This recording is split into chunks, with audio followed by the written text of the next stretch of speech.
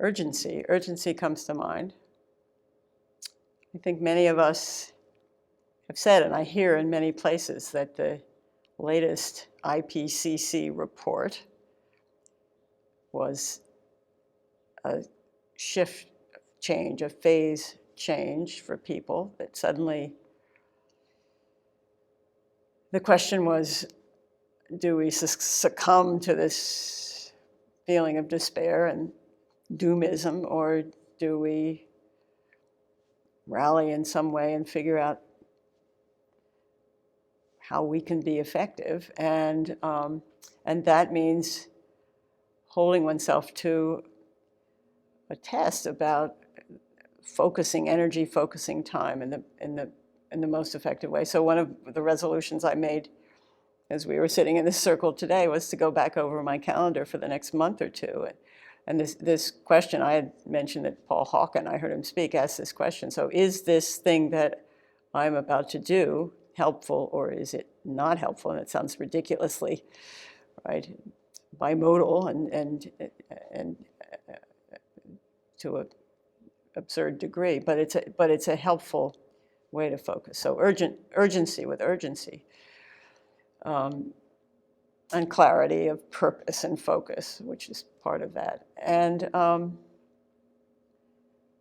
with humility. I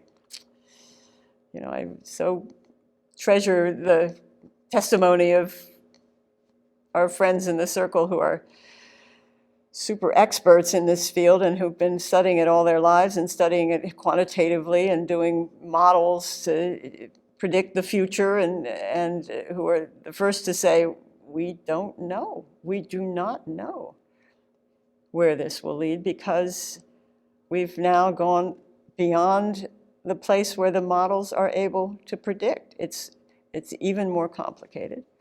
So with the humility of that, and then others have said with the curiosity in that, and in some ways even the joy of the curiosity of that, and some gentleness to ourselves and to others. I think there's certainly a tension that I feel, and that we felt in these conversations, between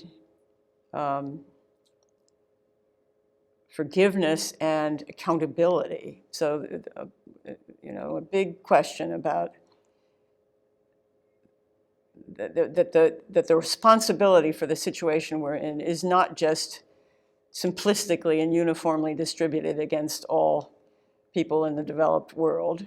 I mean, certainly it's clear that the developed world is culpable for what is about to befall and is already befalling the less developed world, but the responsibility within the developed world is not just uniform. There are people and organizations that have some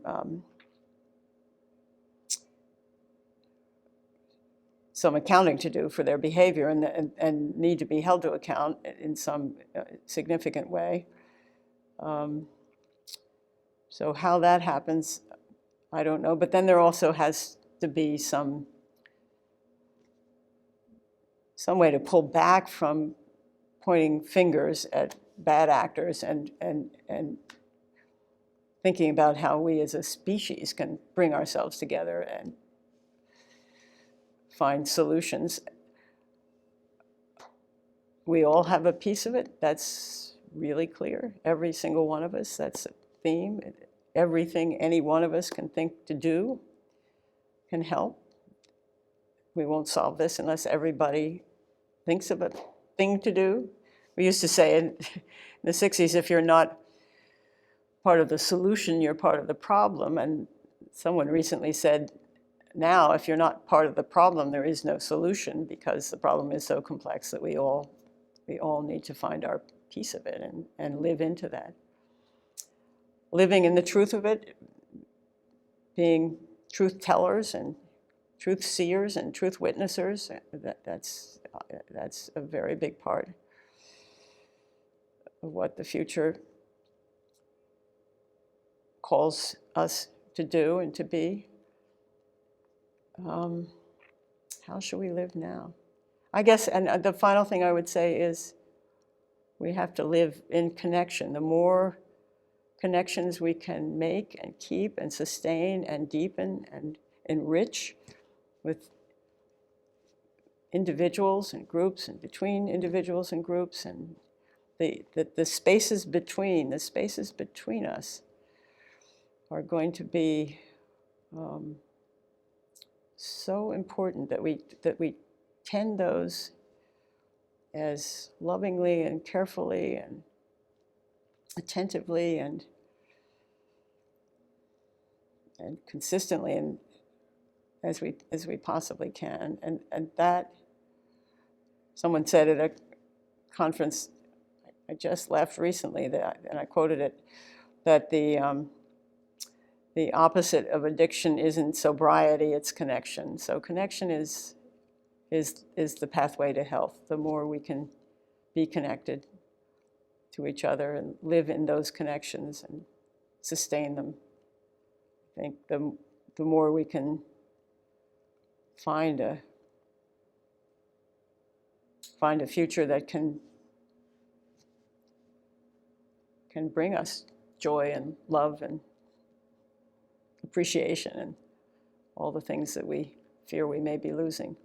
So, and my eye keeps being drawn to the window where there are beautiful dogs running across the green lawn, having a wonderful time, and a swan out on the lake chasing some sort of Canadian goose who's threatening the swan's nest. And we used to, when I lived here and looked out the window from the house over there, we'd watch that, and the swan would chase the goose, and the goose would come back in, and the swan would chase the goose. And one night my husband said to me, you know, that male swan is working so hard getting that goose away from that nest, and I think the mother swan has flown to Florida. He doesn't know. She's gone. So in this matriarchy, that was his sudden imagination. This poor guy was wasting his time.